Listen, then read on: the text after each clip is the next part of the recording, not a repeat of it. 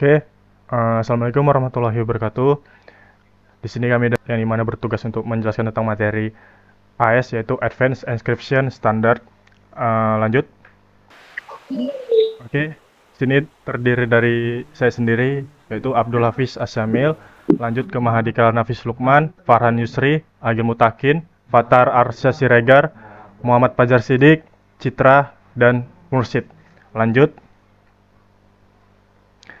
Sebelumnya sini ada penjelasan singkat tentang AES, yaitu AES adalah standar enkripsi simetris yang berarti proses enkripsi dan deskripsi menggunakan kunci yang sama. AES digunakan secara luas di banyak sistem keamanan, termasuk aplikasi perbankan, komunikasi digital, dan penyimpanan data. Lanjut.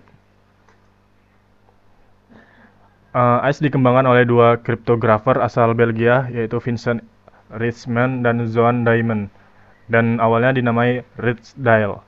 Pada tahun 2001, NIST atau National Institute of Standard and Technology memilih Rijksdael sebagai pengganti algoritma lama DES dan menamainya AES. Lanjut. Di sini ada 5 struktur komponen yang harus diperhatikan dan harus diingat, yaitu ada subbyte, shift row, mixed column, enround key, dan key expression. Untuk subbyte akan lanjut dijelaskan oleh Fajar Sidik. Silakan Fajar. Baik, terima kasih. Subbyte adalah merupakan proses substitusi non-linear di mana setiap byte dari blok dapat digantikan menggunakan sebuah tabel pengganti yang disebut S-block. Proses ini memperkenalkan elemen confusion ke dalam data, sehingga hubungan antara plaintext dan ciphertext menjadi lebih kompleks dan sulit ditebak. Tujuan subbyte adalah memberikan non-linearitas pada cipher, yaitu tidak bisa diprediksi oleh penyerang, lalu membantu menyebarkan pengaruh bit-bit input agar hasil enkripsi lebih aman. Sekian dari saya, selanjutnya akan dilanjutkan oleh teman saya. Oke, terima kasih untuk Fajar. Oke, untuk poin kedua itu shift row yang akan dijelaskan oleh Kak Citra. Kak Citra, silakan. Baik, di poin kedua ini adalah shift rows, yang mana shift rows ini bekerja pada representasi internal AES berupa matriks 4x4 byte atau disebut stage. Operasi ini menggeser baris kedua, ketiga, dan keempat ke kiri sejauh tertentu. Sedangkan untuk baris pertama, dia bernilai tetap. Nah, contohnya ini kita masukkan ada 4 baris, kita inputnya dalam heksadesimal. Nah, untuk baris pertama itu ada nilai 0, 00, 11, 22, dan 33. Nah, untuk tadi kan baris pertama itu kan tetap, jadi nggak ada kita geser ke kiri. Jadi tetap nilai yang sudah ininya jadi 00, 11, 22, dan 33. Untuk di barisan kedua ada 44, 55, 66, 77. Nah, untuk di barisan kedua ini bergeser sebanyak 1 kali ke kiri. Berarti nilai yang di depan ini dia bergeser ke belakang, yang mana tadi nilai dari 44, 55, 66, 77 menjadi nilai 55, 66, 77, dan 44. Nah, untuk barisan ketiga ini ada 88, 99, AA, BB. Dan untuk barisan ketiga ini bergeser sebanyak dua kolom ke kiri, yang mana nilai yang tadi itu berpindah ke belakang yang menjadi AA, BB, 88, 99. Nah, untuk barisan keempat tuh ada CC, DD, EE, dan FF. Nah, untuk barisan keempat ini bergeser sebanyak 3 kali, yang mana nilai tadi itu menjadi FF, CC, DD, dan EE. Baik, terima kasih. Terima kasih untuk Citra. Lanjut ke poin ketiga yaitu mixed columns yang akan dijelaskan oleh Farhan Yusri. Silakan Farhan. Oke, baik, poin ketiga itu namanya mixed columns ya. Nah, mixed column ini tuh proses mencampur tiap kolom dari blok data dengan cara khusus yang agar nanti hasil enkripsinya lebih acak dan aman. Setiap byte dalam kolom tadi akan mempengaruhi byte lainnya lewat semacam matrix multiplication kalau kita sebut di dalam dunia matematika biner GF 2 pangkat 8. Jadi perubahan kecil di input akan menghasilkan perubahan besar di outputnya. Ini yang bikin AES itu tahan terhadap serangan di kriptografi. Jadi kalau kita berikan perumpamaan tuh kayak ini kita punya 4 botol air yang warnanya itu ada warna merah, biru, kuning, hijau. Nah, mixed column itu kayak kita tuh nuangin sebagian dari tiap botol itu ke botol lainnya. Jadi setiap botolnya nanti itu isinya jadi campuran warna, bukan warna asli. Nah, itu tadi namanya juga mix column. Nah, jadi di mix column itu dia mencampur data di tiap kolom dari blok AS yang 4 kali 4 byte tadi. Itu untuk bikin data makin susah ditebak. Jadi ini bukan hanya ganti nilainya aja, tapi juga dicampur antar bagiannya. Itu sih untuk penjelasan untuk mix column-nya. Kembali ke moderator. Oke, terima kasih untuk Farhan. Lanjut ke poin keempat, yaitu add round K yang akan dijelaskan oleh Fatar. Silakan, Fatar. Baik, terima kasih moderator. Add-round key adalah proses menggabungkan data dengan kunci sesi menggunakan operasi sort. Ini membuat data transkripsi sangat bergantung pada kunci, menjamin keamanan yang kuat. Fungsi add-round key adalah untuk mengamankan data dengan mencampurkannya bersama kunci sesi. Ini memastikan bahwa tanpa kunci yang benar, data tidak bisa dipahami karena setiap hasil enskripsi tergantung sepenuhnya pada kunci tersebut. Sekian dari saya, balik ke moderator. Oke, terima kasih untuk Fatar. Lanjut untuk poin terakhir, yaitu key expansion yang akan dijelaskan oleh Dika. Silakan Dika. Baik, terima kasih moderator. Nah, di sini saya akan menjelaskan tentang key expansion. Nah, jadi key expansion itu adalah tahapan yang harus digunakan sebelum kita memasuki tahapan add round key. Nah, key expansion ini dia membuat dari 16 byte key tadi dia menjadi 44 kata atau 176 byte.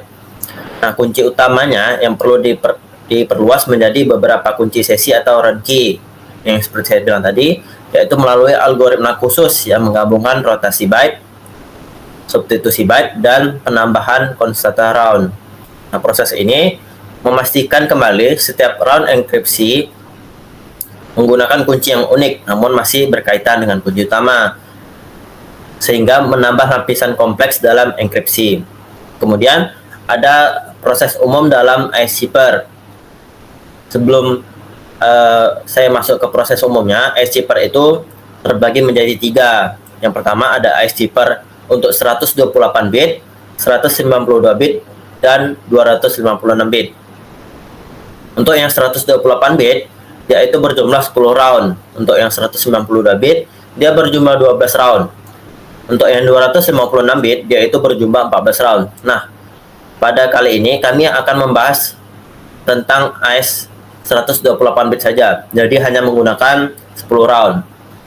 Nah, proses pertama seperti yang saya bilang tadi, yaitu ada key expansion. Kunci utama yang 128 bit diperluas menjadi 11 round. 11 round key menggunakan range dial key schedule.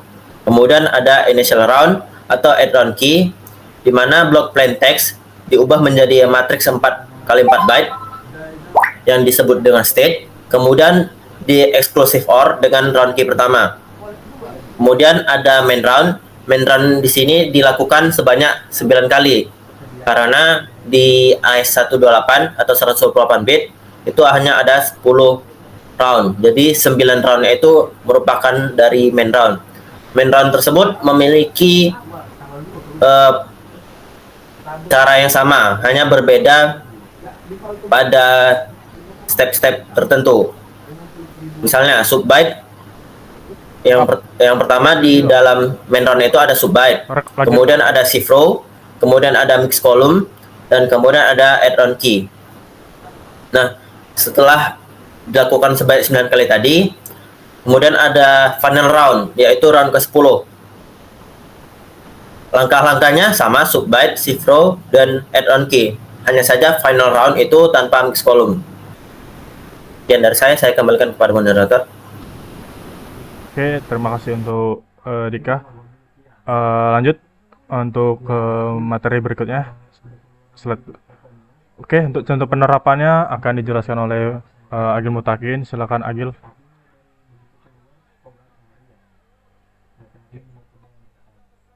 Oke, baik, terima kasih.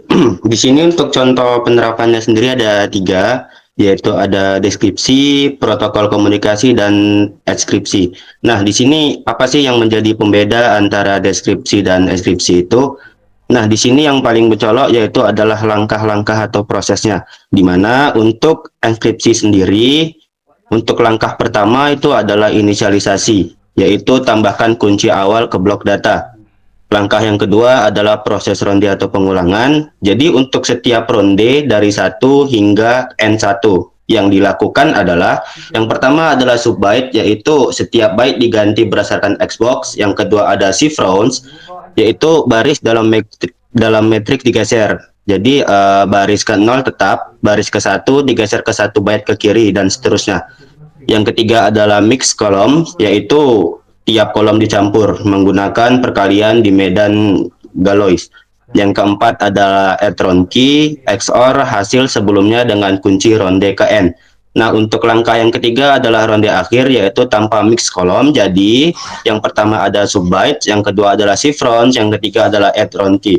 Nah, untuk proses deskripsi sendiri, langkah-langkah yang pertama yaitu adalah inisialisasi, tambahkan kunci terakhir ke blok data. Yang kedua adalah ronde deskripsi, yaitu kebalikannya tadi dari N1 ke 1. Yang pertama adalah if shiftron, yang kedua adalah if subbyte, yang ketiga adalah etron key, yang keempat adalah if mix column.